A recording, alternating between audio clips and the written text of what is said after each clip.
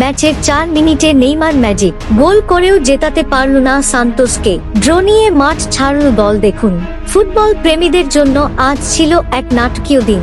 সান্তোসের হয়ে নেইমারের শুরুর ঝলক দেখে মনে হয়েছিল আজ বড় জয় নিশ্চিত, কিন্তু ফুটবল মাঠের লড়াই শেষ মুহূর্ত পর্যন্ত অনিশ্চিত।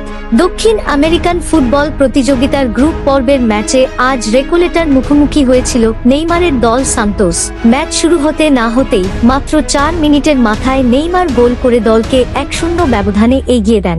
দীর্ঘ সময় পর তাকে সেই পুরনো ছন্দে দেখে গ্যালারিতে থাকা দর্শকদের মাঝে প্রবল উদ্দীপনা ছড়িয়ে পড়ে। মনে হচ্ছিল ম্যাচটি পুরোপুরি সান্তোসের দখলেই থাকবে। তবে প্রথমার্ধে আধিপত্য ধরে রাখলেও দ্বিতীয়ার্ধে দেপোর্তিভো রেকোলেটা দারুণভাবে ম্যাচে ফিরে আসে।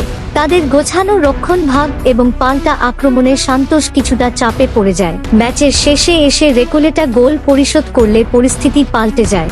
ফলাফল দাঁড়ায় 1-1। অর্থাৎ নেইমার গোল করার পরেও দলকে পূর্ণ জয় এনে দিতে পারেননি।